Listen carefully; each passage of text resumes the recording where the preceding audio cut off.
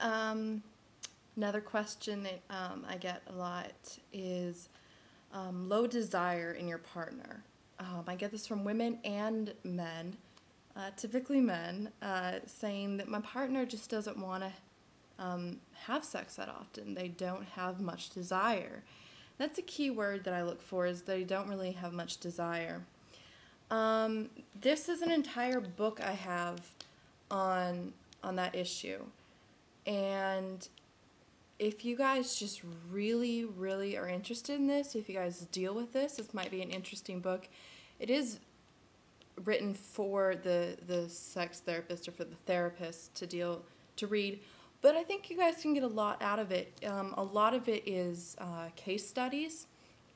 So you guys can read other cases where therapists dealt with people with this issue, and then what they did, what the treatment was, whether it was successful, whether it wasn't, and it details the entire case. And you might find, oh, that's not the issue we deal with at all, or you might say, hey, that sounds exactly like us, and that might help you. Some of you guys say, this is a problem, but we do not have the resources or the availability to go see a therapist. And there's by no means anything I can say in a video that's gonna fix it. You really would need to see a therapist, because it is very much a psychological issue. It can sometimes be physical. They have seen a lot of success giving women and men, but especially women with really low desire, shots of testosterone, because that is the hormone responsible for sexual desire. And yes, even women have natural testosterone in their body. It's just obviously a lot lower than men. So there are some physical treatments for it, but it really is a psychological thing.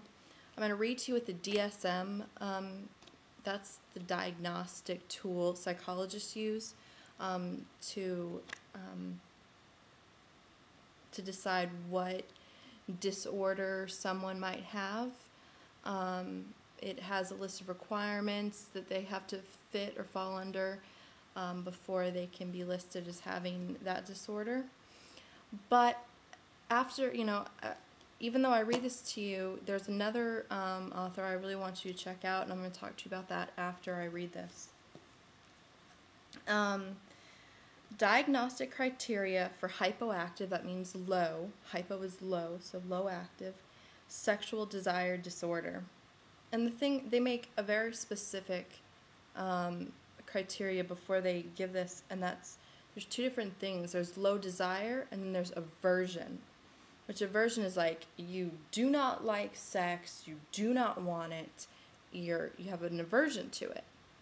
Okay, that's very different than having a low desire for it. I think you guys can tell that just in the wording.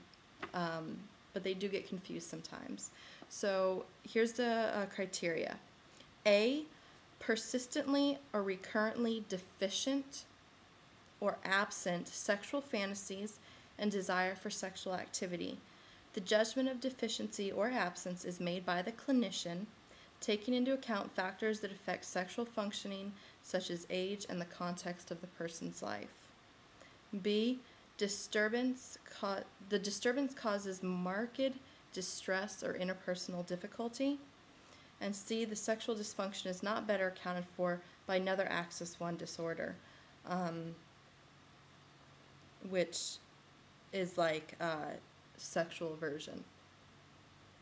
So if your partner absolutely does not want sexual activity, does not want you to touch them ever, like they do not like it, that's going to probably be more sexual aversion, not a low desire.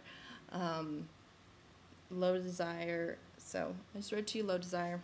So if you guys are like, yeah, that's my partner, or yeah, that's me, again, I really suggest seeing a counselor.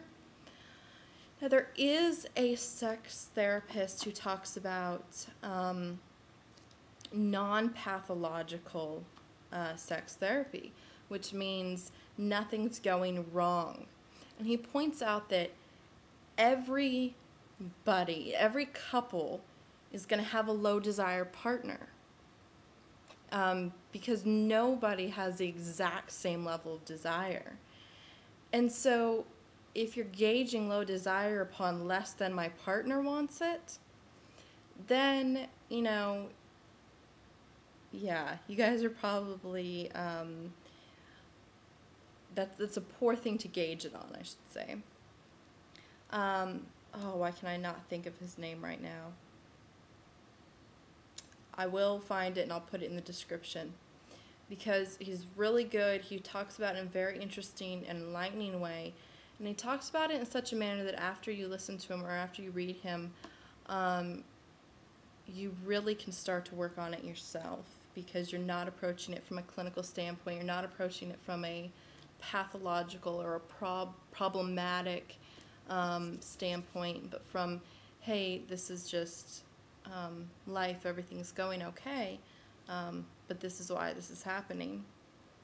Again, if you guys want to read this book, I'm going to put it up there. You guys can pause it and get all the information off of that. You can probably buy it on Amazon for used for pretty cheap, so I'd really suggest that if you guys want. For your guys' information, the average American couple has sex once a week. It's about 52 times a year. So if you guys are only having sex every 2 weeks or something, you're not going to fall under low desire disorder necessarily. I think that someone with low desire can still have sex. In fact, they could probably even have sex a lot. But if they don't have that desire there, if they're not wanting it or initiating it or hoping for it or anything, you might still fall under that category. So I think that's all I have to say about that one. But yeah, check out some books on it. If you cannot go see a therapist, the great thing is we have tons of books on every issue, especially issues on sex. So get some books, read some books.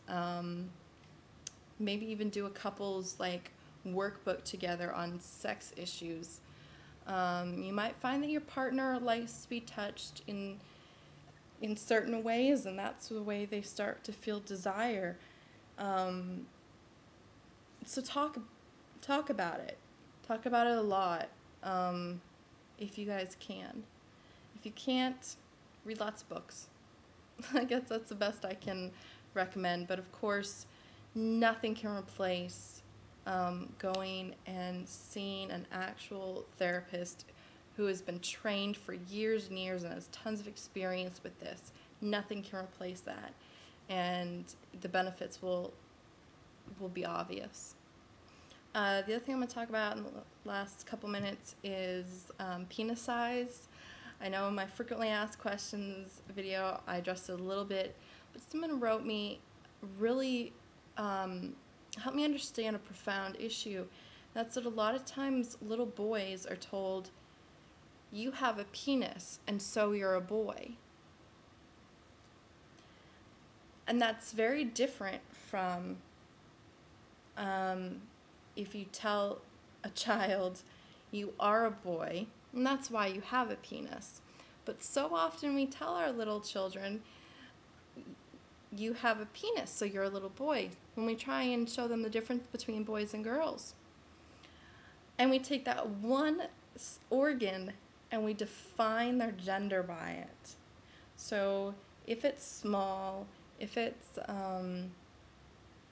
if there's a problem with it, because men are really obsessed about, does it curve a certain way? What's its size? What's its coloration? Am I normal? There is no normal. We can try and take averages, especially with size. We can measure the length and we can give you a average size. But another really big issue is girth, how wide or how thick it is. And I think that's a lot more important when it comes to sex than length. You guys should look up how deep the average woman is until her cervix. And you'd be surprised. I don't know the number, so I'm not even gonna guess right now, but look it up. It's not as deep as you'd think. So these 8-inch guys, I don't know many women that really want that.